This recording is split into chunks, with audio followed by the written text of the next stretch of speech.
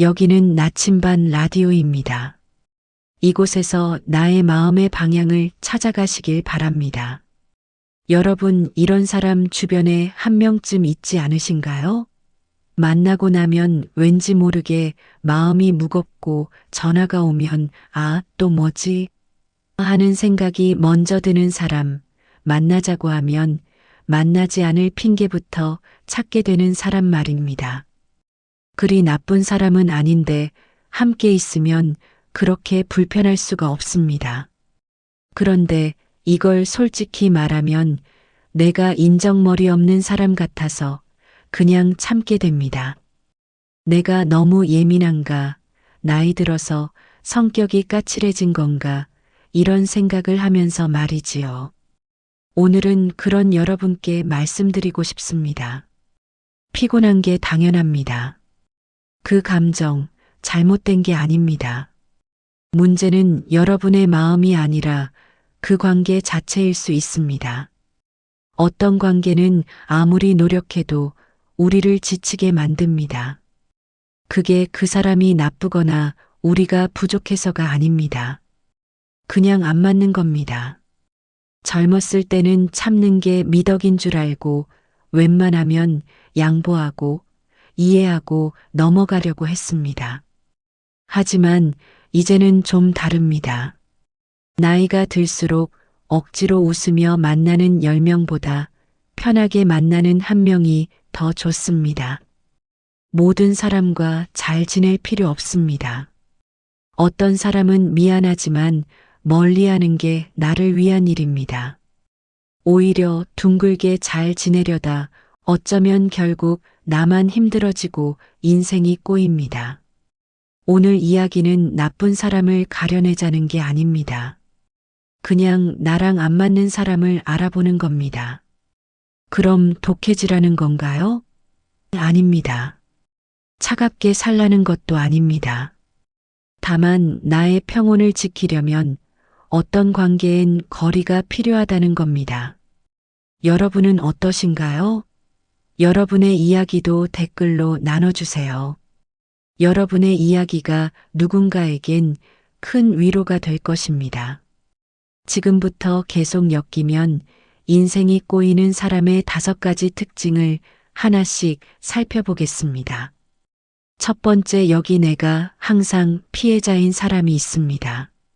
만날 때마다 하소연입니다. 며느리가 자기를 무시한답니다. 아들이 소홀하게 대한답니다. 친구들이 배신했답니다. 이웃이 자기한테만 차갑답니다. 처음엔 그럴 수도 있지 하고 들어줍니다. 위로도 해줍니다. 그런데 시간이 지나면서 이상합니다. 이 사람 이야기 속엔 항상 이 사람만 피해자입니다. 상황이 바뀌어도 사람이 바뀌어도 똑같습니다. 본인 잘못은 단 한 번도 안 나옵니다. 심리학에서는 이걸 피해자 정체성이라고 부릅니다. 실제로 힘든 일을 겪었을 수도 있습니다. 하지만 그게 지나쳐서 모든 걸 자신의 세상 구도로 봅니다. 왜 이런 패턴을 유지할까요? 이유가 있습니다. 피해자 위치에 있으면 책임에서 벗어납니다. 내 잘못이 아니라 상대가 날 그렇게 만들었어. 이렇게 되면 본인은 안 변해도 됩니다. 그리고 사람들한테 동정도 받습니다. 도덕적으로도 우위에 섭니다. 이런 사람과 계속 엮이면 어떻게 될까요? 아무리 도와줘도 소용없습니다. 해결을 원하는 게 아니거든요. 그냥 피해자라는 걸 확인받고 싶은 겁니다. 조언하면 그게 어디 쉬운 일이야 라고 합니다. 해결책 제시하면 넌 내 처지를 몰라라고 합니다. 언젠간 내가 가해자가 됩니다. 이게 제일 무섭습니다. 피해자 이야기는 계속 필요하니까요. 내가 힘들 때 넌 어디 있었어? 넌 나를 이해 못해. 넌 남 편만 들어, 이런 말을 듣게 됩니다. 뭘 해도 결국 내가 나쁜 사람 됩니다. 에픽테토스라는 철학자가 이런 말을 했습니다. 사람을 괴롭히는 건 일어난 일이 아니라 그 일을 어떻게 해석하느냐다. 항상 자신을 피해자로 해석하는 사람은 뭐가 일어나든 고통으로 만듭니다.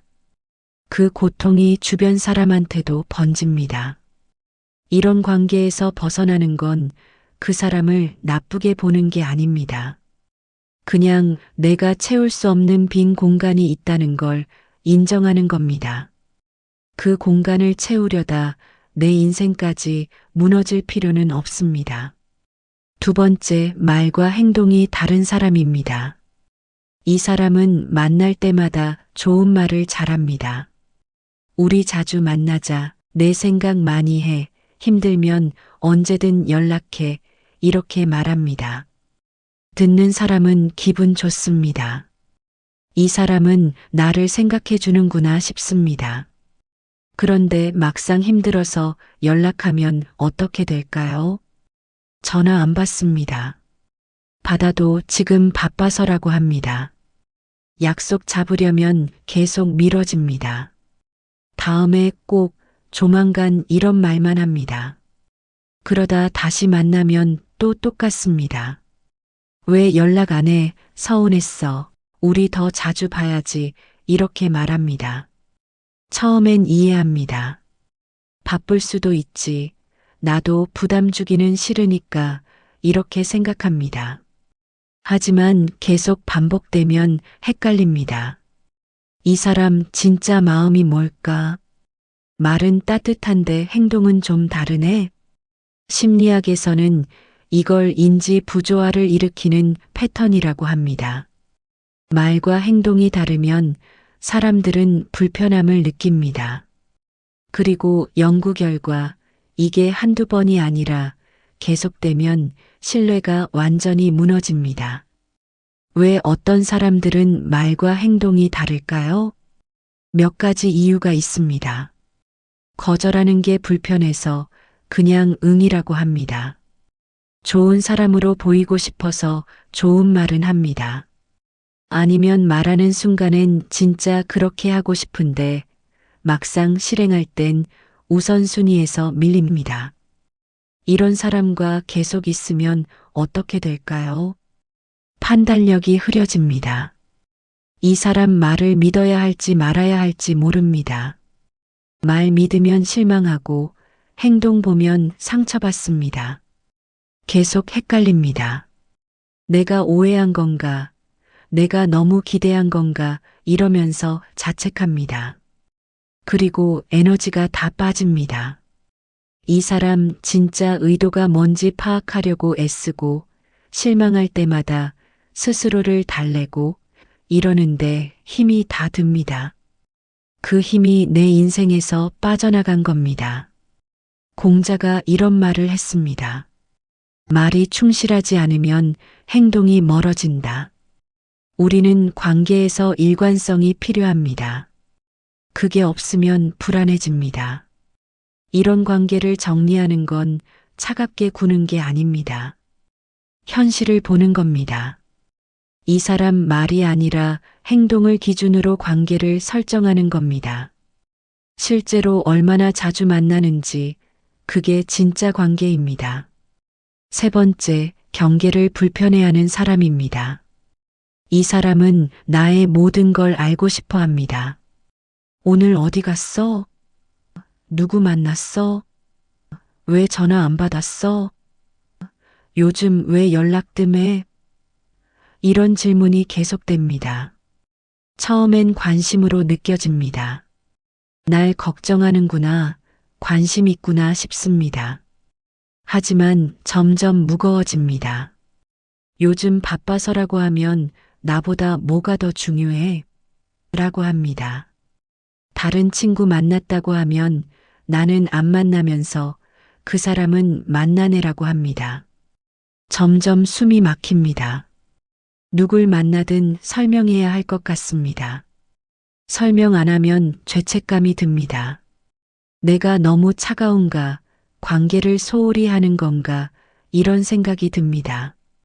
심리학에서 경계선은 아주 중요한 개념입니다. 건강한 관계는 서로의 경계를 존중하는 관계입니다. 경계를 불편해하는 사람들에겐 공통된 믿음이 있습니다. 진짜 가까우면 경계가 없어야 한다는 믿음입니다. 경계를 겁으로 봅니다. 하지만 이건 오해입니다. 연구 결과 경계가 명확한 관계가 오히려 더 친밀하고 오래갑니다. 왜냐하면 경계가 있을 때 사람들은 안전함을 느끼기 때문입니다. 내 공간이 존중받는다는 확신이 있을 때 더 편하게 다가갈 수 있습니다. 경계를 불편해하는 사람과 계속 있으면 어떻게 될까요? 내 공간이 사라집니다. 혼자 있을 시간, 다른 사람 만날 자유, 설명 안 할 권리 다 없어집니다. 감시받는 느낌이 듭니다. 자유롭게 숨 쉴 수 없습니다. 더 문제는 내가 경계를 세우려 하면 내가 나쁜 사람이 됩니다. 차갑다, 이기적이다, 변했다, 이런 말을 듣습니다. 그래서 경계를 포기하고 다 보여주게 됩니다. 하지만 끝은 안 옵니다. 이런 사람은 한계가 없거든요. 얼마나 많이 주든 항상 더 요구합니다. 쇼펜하우어가 고슴도치의 딜레마를 이야기했습니다. 추운 겨울, 고슴도치들이 서로 체온으로 따뜻해지려 하는데 너무 가까우면 가시에 찔립니다. 그래서 적당한 거리를 배워야 한다고 했습니다. 경계가 바로 그 적당한 거리입니다. 경계를 불편해하는 사람에게서 멀어지는 건 사랑이 없어서가 아닙니다. 나를 사랑하는 겁니다. 내 공간을 지키는 것, 내 시간을 가질 권리, 그게 건강한 삶의 기본입니다. 네 번째, 죄책감을 심는 사람입니다. 이건 가장 미묘합니다. 직접 비난하거나 화내지 않습니다. 하지만 은근하게 죄책감을 심습니다. 예를 들면 이런 식입니다. 내가 바빠서 못 만났을 때 괜찮아. 나 혼자 있는 거 익숙해라고 합니다. 약속 미뤘을 때 아니야. 나야 뭐 중요한 사람도 아니니까라고 합니다. 전화 못 받았을 때 나 같은 사람한테 시간 쓸 필요 없어라고 합니다.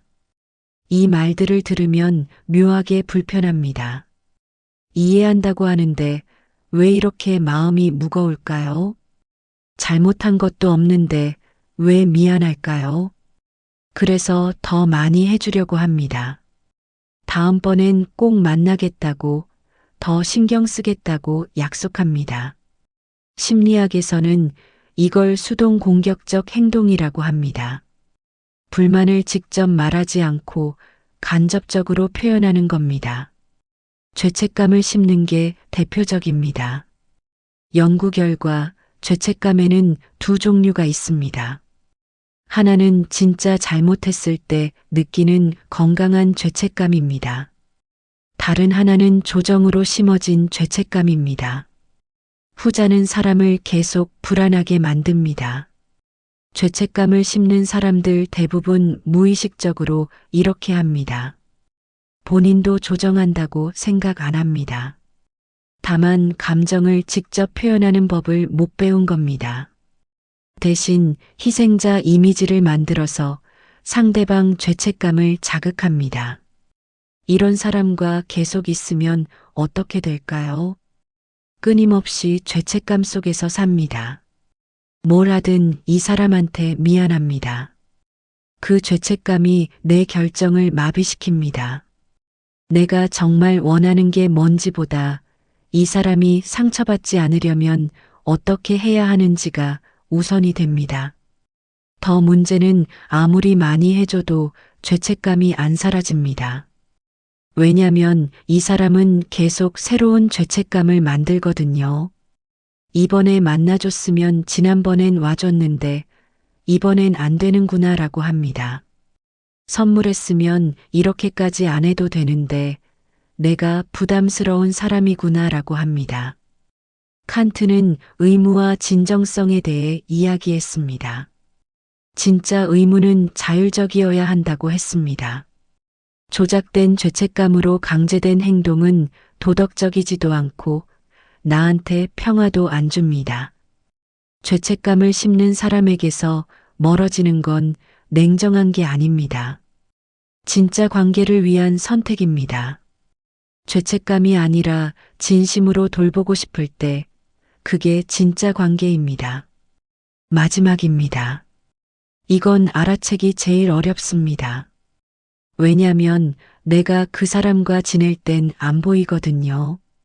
누군가 그 사람과 멀어졌을 때 비로소 보입니다. 5번째, 뒤에서 말하는 사람입니다. 어떤 사람이 다른 사람 이야기를 합니다. 그 사람 원래 그래. 나만 그런 게 아니야. 처음엔 좋은 척 하더니 시간 지나니 본색 나오더라. 이렇게 말합니다. 듣는 사람은 그 사람이 그랬구나 싶습니다. 그런데 나중에 그 이야기 속 주인공을 만나거나 다른 경로로 알게 되면 놀랍니다. 이야기가 많이 다릅니다. 아니, 정반대일 때도 있습니다. 그때 깨닫습니다. 이 사람은 멀어진 사람에 대해 늘 나쁘게 말한다는 걸, 그리고 언젠간 나도 누군가에게 이야기될 거라는 걸 말입니다. 심리학에서는 이걸 삼각화라고 합니다. 두 사람 사이 문제를 제3자를 끌어들여서 해소하는 패턴입니다. 뒤에서 말하는 사람은 나를 삼각형의 한 꼭지점으로 만듭니다. 연구 결과 계속 남을 나쁘게 말하는 사람들은 관계를 이분법으로 봅니다. 누군가는 편이고 누군가는 적입니다. 중간이 없습니다. 그리고 편에서 적으로 넘어가는 건 쉽습니다. 작은 의견 차이, 한 번의 거절, 이것만으로도 적이 됩니다. 왜 이렇게 할까요? 몇 가지 이유가 있습니다. 자기 정당화입니다. 관계가 끝난 게 내 잘못이 아니라 상대방의 문제였다고 증명하려는 겁니다. 동정받으려는 것도 있습니다. 자신을 피해자로 만들어서 주변 사람들 위로를 받습니다. 통제력을 유지하려는 것도 있습니다. 이야기를 본인 원하는 대로 만듭니다. 이런 사람과 계속 있으면 어떻게 될까요? 이 사람 앞에서 늘 조심하게 됩니다. 혹시 내가 기대에 어긋나면 나도 뒤에서 말을 듣게 될까 늘 신경 쓰입니다. 그래서 진솔해질 수 없습니다. 항상 좋은 모습만 보이려 하고 의견 달라도 말 못하고 불편해도 참습니다. 이 사람이 다른 사람들에 대해 하는 이야기를 듣다 보면 그 사람들을 부정적으로 보게 됩니다. 안 만나본 사람들에 대해 선입견이 생깁니다. 그러다 결국 나도 이야기됩니다. 이건 피할 수 없습니다. 아무리 조심해도 언젠가 이 사람 기대를 못 채우는 순간이 옵니다. 그럼 좋은 사람 카테고리에서 실망스러운 사람 카테고리로 넘어갑니다. 그리고 내 이야기가 다른 누군가한테 전해집니다. 니체가 이런 말을 했습니다. 괴물과 싸우다 보면 자신도 괴물이 되지 않도록 조심해야 한다. 뒤에서 말하는 사람과 계속 있다 보면 나도 그렇게 될 수 있습니다. 다른 사람 나쁜 이야기 듣는 게 자연스러워지고 때로는 나도 그 대화에 참여합니다. 이런 관계에서 벗어나는 건 그 사람을 피하는 게 아닙니다. 건강한 방식을 지키는 겁니다. 불만 있으면 당사자한테 직접 말하는 것, 관계 끝나도 상대를 존중하는 것, 이게 성숙한 어른입니다. 지금까지 계속 엮이면 인생이 꼬이는 사람의 5가지 특징을 봤습니다. 항상 피해자라는 사람, 말과 행동이 다른 사람, 경계를 불편해하는 사람, 죄책감을 씹는 사람, 뒤에서 말하는 사람. 이런 사람들과 계속 엮이면 인생이 꼬입니다. 하지만 이들이 나쁜 사람이라는 건 아닙니다. 이들도 각자 이유가 있을 겁니다. 다만 우리와 안 맞는다는 겁니다. 안 맞는 관계를 억지로 유지하면 둘 다 힘듭니다. 우리는 좋은 사람이 되어야 한다고 배웠습니다. 모든 사람과 잘 지내야 하고, 관계를 소중히 여겨야 하고, 인연을 끊지 말아야 한다고 배웠습니다. 그래서 힘들어도 참았습니다. 하지만 이제는 다르게 생각해도 됩니다. 모든 사람과 좋은 관계를 유지하는 게 꼭 좋은 건 아닙니다. 어떤 관계는 내려놓는 게 오히려 둘 다를 위한 일입니다. 관계의 수가 중요한 게 아니라 그 속에서 느끼는 평온함이 중요합니다. 인생 후반에 필요한 건 많은 사람이 아니라 편한 사람입니다. 자주 안 만나도 만나면 마음 따뜻해지는 사람, 함께 있어도 안 피곤한 사람, 말 안 해도 이해하는 사람, 이런 사람 몇 명이면 충분합니다. 그런 관계를 지키려면 다른 관계와는 거리를 둬야 합니다. 모든 관계를 다 챙기면 정작 소중한 관계에 쓸 에너지가 안 남습니다. 선택과 집중이 필요합니다. 멀어져서 편안해진 관계가 있다면 그건 잘못이 아닙니다. 오히려 서로를 위한 배려일 수 있습니다. 함께 있어 힘든 관계를 억지로 유지하는 것보다 적당한 거리를 두고 서로를 존중하는 게 훨씬 좋은 선택입니다. 나이 들수록 많은 걸 내려놓게 됩니다. 욕심도, 꿈도, 집착도 내려놓습니다. 관계도 마찬가지입니다. 모든 관계를 다 붙잡을 필요 없습니다. 흘러가는 건 흘러가게 두고 남은 것들을 소중히 여기면 됩니다. 중요한 건 내 마음입니다. 관계 때문에 마음이 무거우면 좋은 관계가 아닙니다. 누군가 만나고 나서 에너지가 빠지면 재고해 볼 필요가 있습니다. 내가 나로 있을 수 없는 관계라면 유지할 가치가 있는지 생각해 봐야 합니다. 오늘 이야기가 작은 위로가 되었으면 좋겠습니다. 그동안 느꼈던 불편함, 피로, 답답함이 내 잘못이 아니었다는 걸 확인하는 시간이었으면 합니다.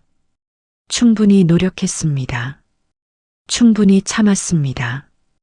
충분히 배려했습니다. 이제 나를 돌볼 시간입니다.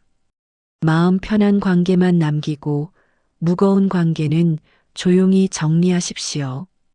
그게 독해지는 게 아니라 현명해지는 겁니다. 차가워지는 게 아니라 성숙해지는 겁니다. 사람을 버리는 게 아니라 나를 지키는 겁니다. 인생 후반은 정리의 시간입니다.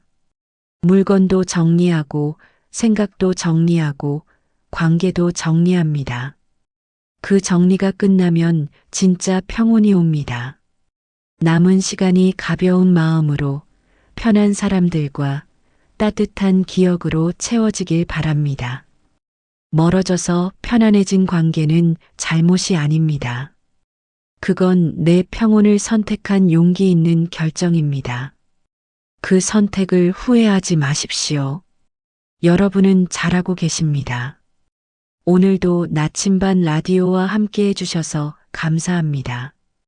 여러분의 일상에 작은 방향이 되었기를 바랍니다.